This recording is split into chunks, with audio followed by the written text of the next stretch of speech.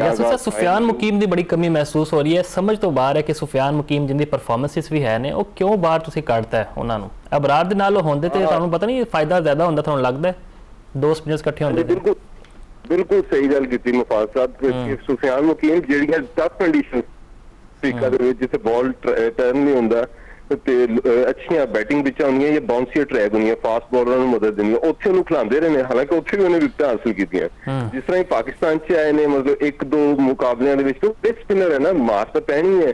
ਜਿੰਨਾ ਉਹ ਜਿਹੜਾ ਨਾ ਰਿਸਕ ਸਪਿਨਰ ਚਾਂਸ ਲੈਂਦਾ ਹੈ ਉਨੀਆਂ ਨੂੰ ਵਿਕਟਾਂ ਨਹੀਂ ਮਿਲਦੀਆਂ ਤੇ ਉਹਨੂੰ ਰੈਗੂਲਰ ਚਾਂਸਸ ਦੇਣੇ ਚਾਹੀਦੇ ਸੀ ਹੁਣ ਦੇਖਣਾ ਸ੍ਰੀਲੰਕਾ ਦੇ ਖਿਲਾਫ ਇਹ ਡਰਦੇ ਹੋਣਗੇ ਕਿ ਅਸੀਂ ਜਿਹੜਾ ਨਾ ਸਪਿਨਿੰਗ ਟਰੈਕ ਨਹੀਂ ਬਣਾਣੇ ਕਿਉਂਕਿ ਅਬਰਾਰ ਦੇ ਨਾਲ ਚਲੋ ਸੁਫਿਆਨ ਤਾਂ ਸਕੁਆਡ 'ਚ ਨਹੀਂ ਹਾਲਾਂਕਿ ਉਹਨੂੰ ਹੋਣਾ ਚਾਹੀਦਾ ਸੀ फैसल अकरम है फैसल अकरम भी चांस देने के उत्ते जिहड़े ना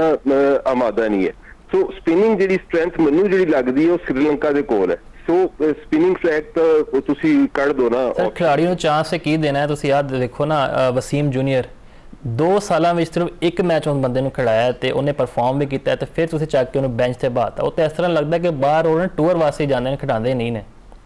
और 2023 ਦਾ ਜਿਹੜਾ ਇੰਡੀਆ 'ਚ ਵਰਲਡ ਕੱਪ ਹੋਇਆ ਸੀ ਪਾਟਾ ਪਿੱਚਾਂ ਦੇ ਉੱਤੇ ਉੱਥੇ ਉਹ ਪਾਕਿਸਤਾਨ ਦਾ ਜਿਹੜਾ ਫਾਸਟ ਬੋਲਰ ਸੀ ਜਦੋਂ ਪਾਕਿਸਤਾਨ ਦੀ ਬੋਲਿੰਗ ਪਿੱਟ ਰਹੀ ਸੀ ਮਤਲਬ ਹਾਰਿਸ ਨੂੰ ਹਰ ਓਵਰ ਦੇ ਵਿੱਚ ਜਿਹੜਾ ਪਹਿਲਾ ਓਵਰ ਕਰਵਾਉਂਦੇ ਸੀ 12 15 16 18 3 ਚੌਕੇ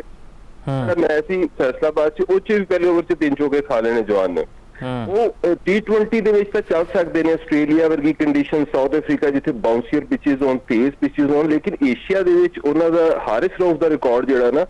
ਬਹੁਤ ਹੀ ਖਰਾਬ ਹੈ ਔਰ ਲੰਬੀ ਕ੍ਰਿਕਟ 'ਚ ਬਹੁਤ ਜ਼ਿਆਦਾ ਹੀ ਖਰਾਬ ਹੈ ਹਾਰਿਸ ਰਊਫ ਨੇ ਸਰ ਜਿੰਨਾ ਸਾਨੂੰ ਦੁੱਖ ਦਿੱਤਾ ਨਾ ਸੌਰੀ ਟੂ ਸੇ ਤੁਸੀਂ ਵੇਖ ਲਓ ਵਰਲਡ ਕੱਪ USA ਦੇ ਖਿਲਾਫ ਫਿਰ ਉਸ ਤੋਂ ਬਾਅਦ ਏਸ਼ੀਆ ਕੱਪ ਵੀ ਹਾਰਿਸ ਰਊਫ ਨੇ ਕਦੀ ਵੀ ਸਾਨੂੰ ਮੈਂ ਵੇਖਿਆ ਕਿ ਡੈਥ ਓਵਰਾਂ 'ਚ ਕਦੀ ਨਹੀਂ ਜਿਤਾਇਆ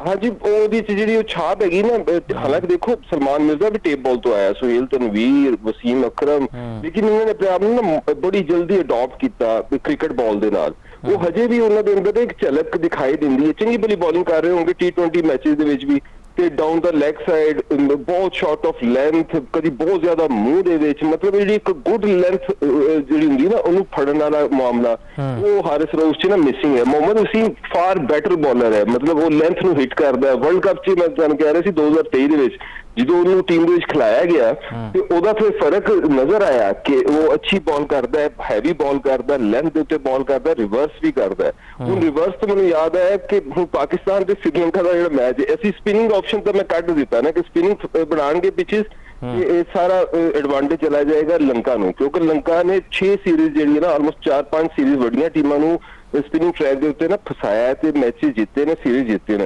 अगर ग्रीन टॉप पिचेस बनाने देखो पिंडी दे विच बॉल जो है ना हिलदा भी है ते बॉल ना बाउंस भी करदा है ये तुहानू कार्बन बोश ने करके दिखाया सी पहले T20 मैच दे विच भी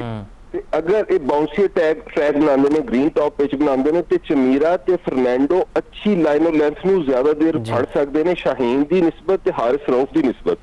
सो यह भी खाने चो कढ़ दो क्योंकि पाकिस्तान की बैटिंग भी ये चाहती है कि उन्हें कॉन्फिडेंस मिले रन्स मिले तो मैनूं लगता है कि अज के मैच दे विच एक फ्लैट ट्रैक का ऑप्शन जो है ना पाकिस्तान वास्ते ज्यादा सूदमंद होएगा क्योंकि अगर देखा जाए ना 2023 ਦੇ ਵਿੱਚ ਹੈਦਰਾਬਾਦ 'ਚ ਜਿਹੜਾ ਪਾਕਿਸਤਾਨ ਸ੍ਰੀਲੰਕਾ ਦਾ ਆਖਰੀ ਮੈਚ ਹੋਇਆ ਸੀ ODI ਦਾ ਉਹਦੇ 'ਚ ਇੱਕ ਫਲੈਟ ਟਰੈਕ ਸੀ ਜਿਸ 'ਚ ਪਾਕਿਸਤਾਨ ਨੇ 340 ਦੇ ਕੋਲ ਜਿਹੜਾ ਨਾ ਸਕੋਰ ਚੇਸ ਕੀਤਾ ਸੀ